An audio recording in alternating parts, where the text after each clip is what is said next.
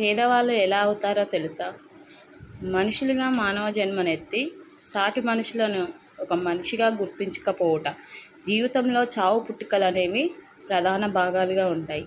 పుట్టిన ప్రతి వాడికి మంచి చెడు, కష్టాలు సుఖాలు అనేవి సర్వసాధారణం. కానీ ఈ మధ్యలో జరిగే జీవితంలోనే చిత్ర విచిత్రమైన సంఘటనలు మార్పులు చేసుకుంటాయి. ఈ కష్టాలు దుఃఖాలు చోటు చేసుకుంటాయి. అసలు వీటికి కారణం ఏంటి? పేదరికానికి కారణం ఏంటి? ఇవి జీవితంలో ప్రతి ఒక్కరికి వచ్చే సమస్యలనే చెప్పవచ్చు.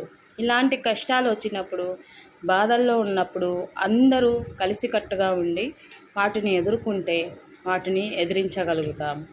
జీవితంలో ఎలాంటి సమయ సందర్భాలలో ఎలా ముందుకు సాగాలో మనకు నేర్పుతుంది. అంతేకాని కష్టంలో ఉన్నవాడిని ఒంటరిగా వదిలేసి నా బ్రతుకు సుఖంగా సంతోషంగా ఉండాలని మాత్రం ఆలోచించకూడదు. వ్యక్తిగత జీవితంలో ఏ విధంగా ఉన్నా సాటి మనుషులుగా మనకు తోచిన సహాయం మనం చేయాలి. వారికి సపోర్టుగా ఉండాలి. వారికి పెద్ద ఎత్తున సాయం చేయకున్నా మాట సాయమైనా చేయండి. ఒక భరోసాని కల్పించండి. మేమున్నాము అనే భావనను కల్పించండి.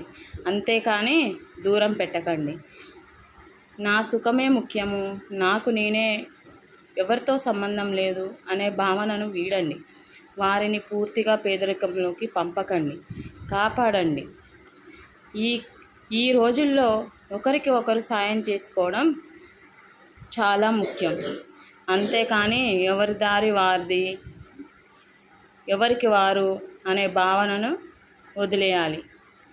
పేదరికం అనే మహమ్మారిని తరిమి కొట్టాలంటే ప్రతి ఒక్కరూ ఒకరికి ఒకరు సహాయంగా సంతోషంగా ఉండే విధంగా చూసుకోండి.